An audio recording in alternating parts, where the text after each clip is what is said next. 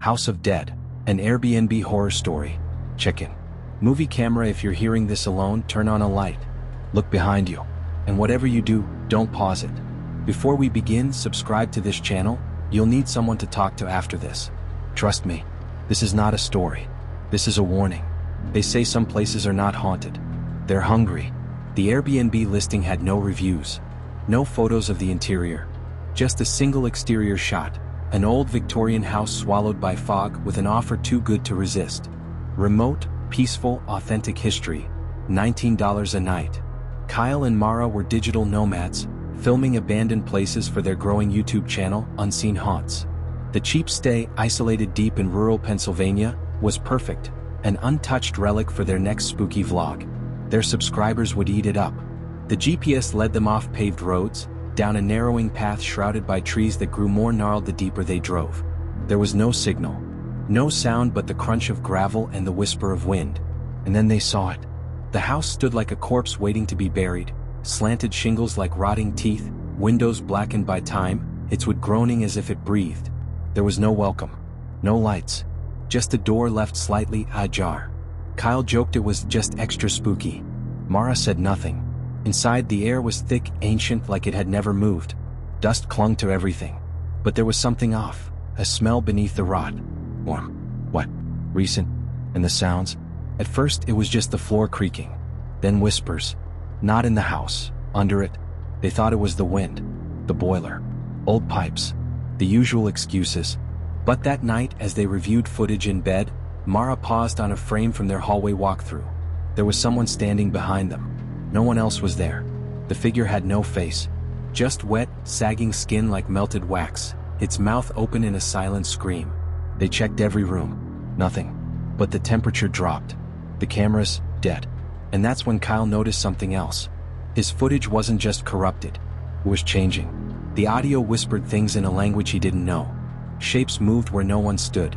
And in the reflection of a cracked hallway mirror, there was a room behind them that didn't exist. Mara refused to sleep. She started pacing, humming tuneless lullabies that made Kyle's skin crawl. At 3:06 a.m., she started bleeding from the nose. She smiled and said, "It's waking up." That's when Kyle found the journal beneath a floorboard in the master bedroom. Bound in stitched leather, black with age. It smelled like burned teeth. The entries were written by different hands, decades apart. All ending the same way: "We should never have opened the door in the basement." There was no basement. Except, now there was. Behind the pantry, the wood had been peeled back, as if by claws, and a narrow staircase yawned downward into soil, not stone. Freshly disturbed. Breathing warmth. Kyle begged Mara not to go. But she was already descending, whispering things that weren't hers. He followed, flashlight flickering. What lay below wasn't a basement. It was a womb, a cavern of roots and bone, pulsing with something alive. In the center was a chair, and in the chair, a body. But not dead. Not quite. Its mouth sewn shut with barbed wire. Its eyes missing. Yet its hands moved, trembling in slow, jerking spasms, scratching the armrest over and over again. Not random. A message. Leave. But behind them, the stairs were gone. Swallowed. Mara turned to Kyle, her eyes no longer hers. Her voice was a harmony of thousands. "We brought it back. It rides the story now. It's in them." She pointed to the camera. "To you." "Yes."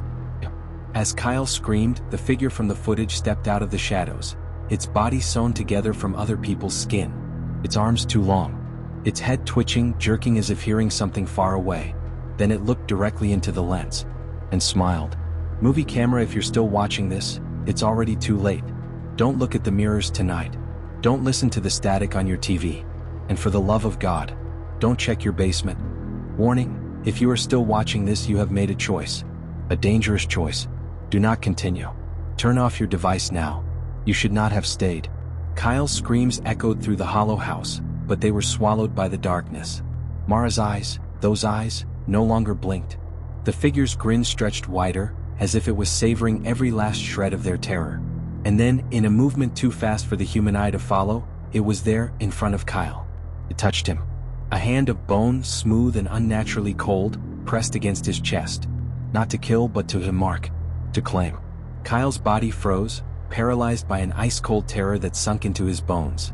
His heartbeat slowed, the air thick with the stench of something rotting, something alive, and hungry. Mara didn't scream. She didn't do anything. Her smile widened, lips stretching to an unnatural length as she repeated the words again and again, in a voice not her own. It follows. Sees you. It will never leave. Kyle wanted to scream, but the words wouldn't come. He couldn't move. The house itself seemed to contract around him, the walls breathing like a living thing, the shadows curling and twisting toward his body. And then the whispers began. At first it was a murmur, barely audible, like the wind carrying fragments of voices. But soon they grew louder, closer, until it was as if they were inside his skull, clawing at the very core of his being.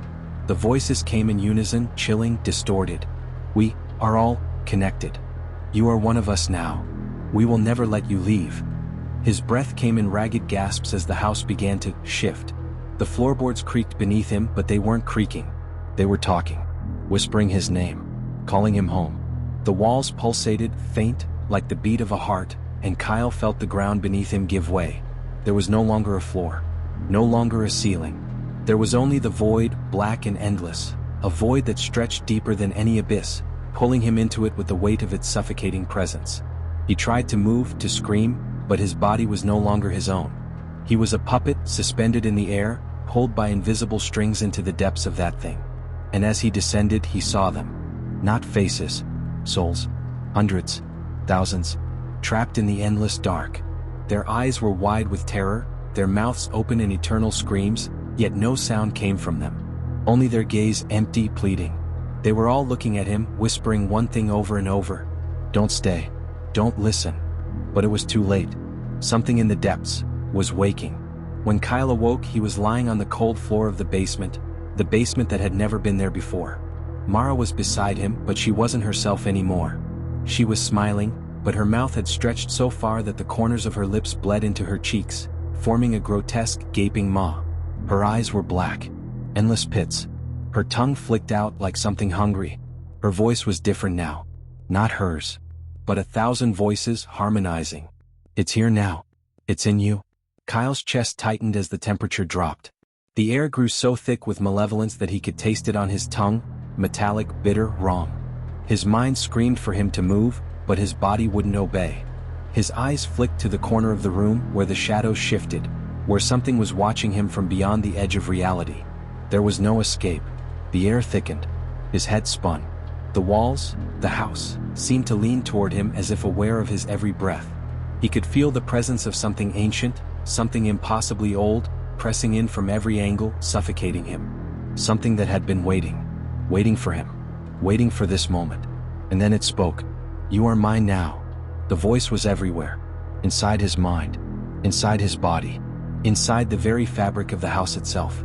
The lights flickered, casting grotesque shadows that danced around him like flames. His pulse raced, heart hammering in his chest as the presence tightened its grip on him. And then, he heard it. A soft, almost imperceptible scraping sound coming from the walls, the floor, the ceiling, like nails on a chalkboard, but deeper, more terrifying. The sound grew louder, closer, until a door opened, but not a door that should have been there. This was different. It wasn't on the walls. It wasn't in the basement. It was in his mind. The door swung open, revealing nothing but darkness. And in that darkness, it was waiting. Kyle's vision blurred, and he could feel his body breaking apart. His soul was unraveling, thread by thread, as something pulled him toward the abyss, toward that door. He felt the tendrils of it reaching out, wrapping around his mind, around his soul, dragging him toward the never-ending void of its hunger. And then, everything went black. If you hear this now, don't look behind you. Don't search the corners of your room. The door is already open. The end? Or is it only just the beginning? Subscribe if you dare.